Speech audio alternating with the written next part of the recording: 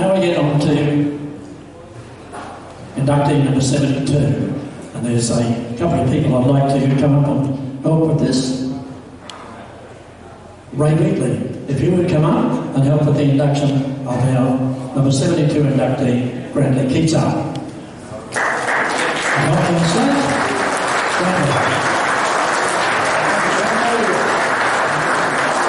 Ray Wheatley to assist. Mate, this gives me so much pleasure. Recipient, Grantley Keiza, inductee number 72. Nationality Australian, born in Victoria. Maybe we won't hold that against you. It always says a Victorian, you just can't tell much. Date of birth, 13th of March 1962. His achievements, after covering boxing in 1980 for the Brisbane Telegraph Grantley, moved to Sydney where he worked as a chief boxing writer for the Daily Telegraph. He became the chief second for Johnny Lewis, including working on world title fights for Jeff Fennick and Jeff Harding. Grantley has interviewed many champions from Max Milling to Vladimir Klitschko, including many Australian greats. He has written 2 wonderful books on the sport and produced the DVD, That's Boxing, and I'm sure if anyone hasn't seen it, it's something to see. The celebrated visual history of boxing in Australia. In 2006, he moved back to Brisbane and has been the Courier Mail's boxing reporter ever since. Grantley's contribution to the sport of boxing in the modern era has been monumental. Ladies and gentlemen, it gives me huge pleasure to induct number 72, Grantley Keiza.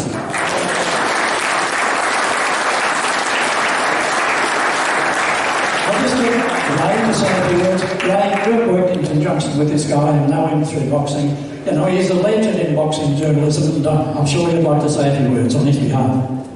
Thanks, Leo. Grantlee Keiza, I first met Grantlee Keiza going way back 1982. He was a 19-year-old youngster who had just come down from Brisbane, been working for the Courier Mail. He came down to work on the Telegraph. Apparently he'd teamed up with Johnny Lewis and started training over at the Newtown Police Boys Club, and he bumped into Jeff the Flash Falcon.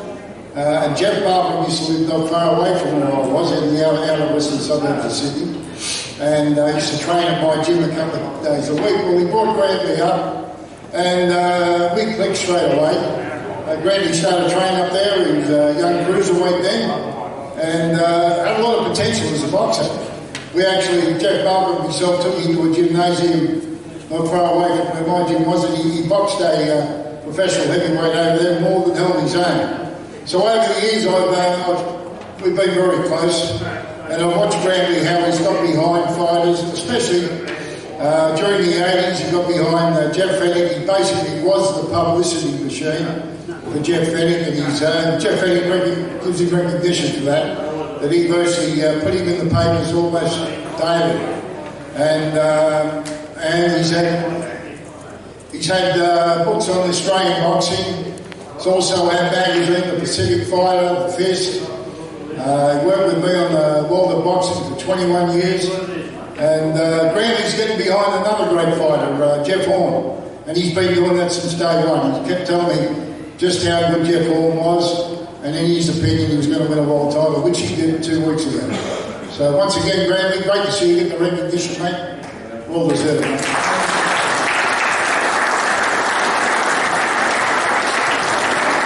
How about a word from man himself, the guy who has virtually been the voice and word of boxing in Australia for so many years, Grantley Keiza. Thanks everyone for coming along today. I really appreciate this. You know, I grew up watching boxing, and I started covering boxing for the old Brisbane Telegraph, and some of the early fighters that I covered who's the special guest here today, and Steve Axel, great light heavyweight and heavyweight. I covered many of his fights up here, and that sort of gave me a great ground in big time boxing when I went to Sydney. And I'd just like to thank 3 people especially for helping me in my career. First is Ray Wheatley. Because of Ray that I really progressed in writing about boxing and knowing about boxing, and also Jeff Fennick and Johnny Lewis. They really put me on the map as a boxing person, and because of Johnny Lewis and Jeff Fennick's success, I was involved in big fights right from the time I was about 20 years of age. in the corner for all of Jeff Fennick's world title victories. So everything I really know about boxing is down to Ray, Jeff and Johnny Lewis. So I've really got to thank them very, very much. I'd also like to thank all my friends here today. It was my privilege to go to Germany 3 years ago with Alex Leopold, the world heavyweight title fight. I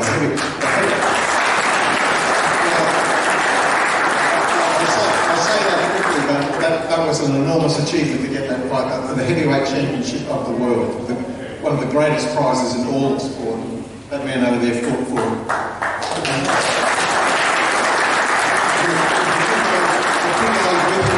Who gave him so much support, Noel and Ricky Thornbury, they helped get Alex to that great monumental prize.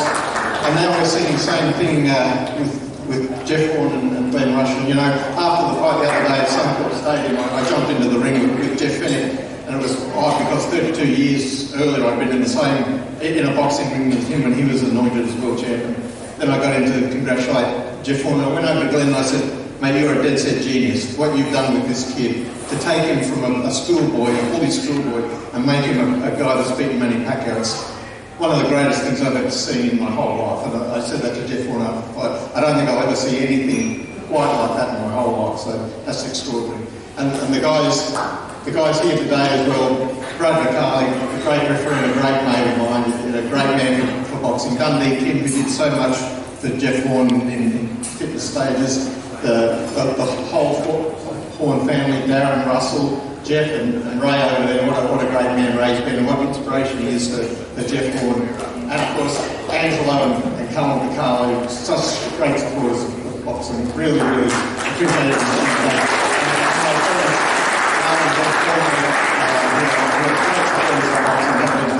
For a long time. So thank you very much, everyone. I really appreciate this, and this is a great honour for me. Despite what Ray says, I wouldn't bruise a great really. I'm a very, very gentle person, but thank you very much. I've had an amazing journey in boxing. Thank you very much.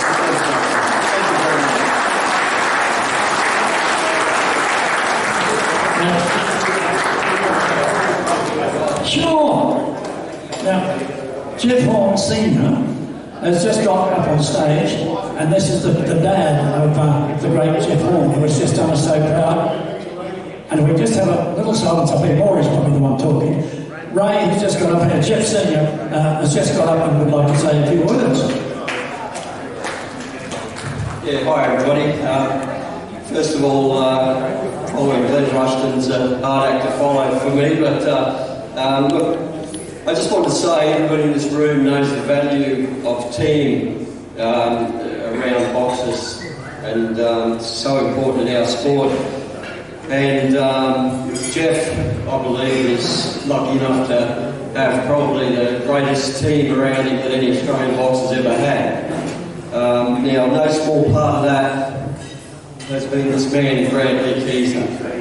He's been a fantastic catalyst for Jeff's success, and I'll be prepared to say that without Grantley and the work he's done, what occurred 2 weeks ago may never have happened, or may have taken a lot longer to happen. He's been a great man, and we consider him a very important part of our team. Got his battery's nearly gone. Congratulations, mate.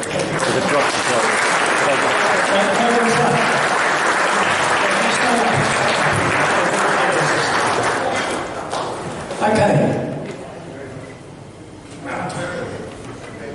Alan Ball, my assistant, is back. Good on, Maureen. Okay, ladies and gentlemen, our final induction for this afternoon, and it goes to Neil Patel, inductee number 75, nationally Australian workplace weapon.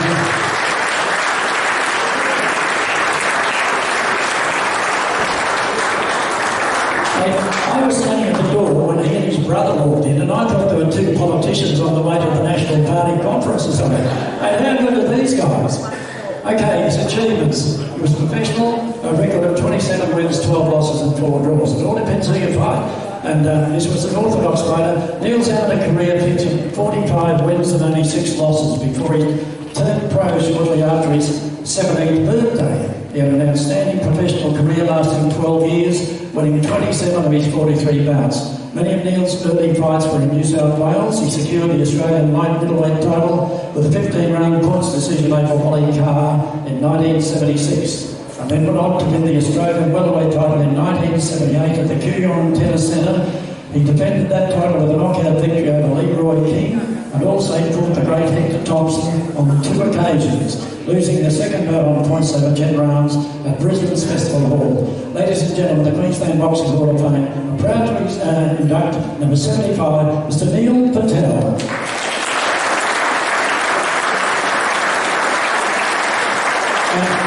We're about to call up and say a word. Glenn Ruston. Glenn, if you would come up and virtually just help with this award to Neil Patel.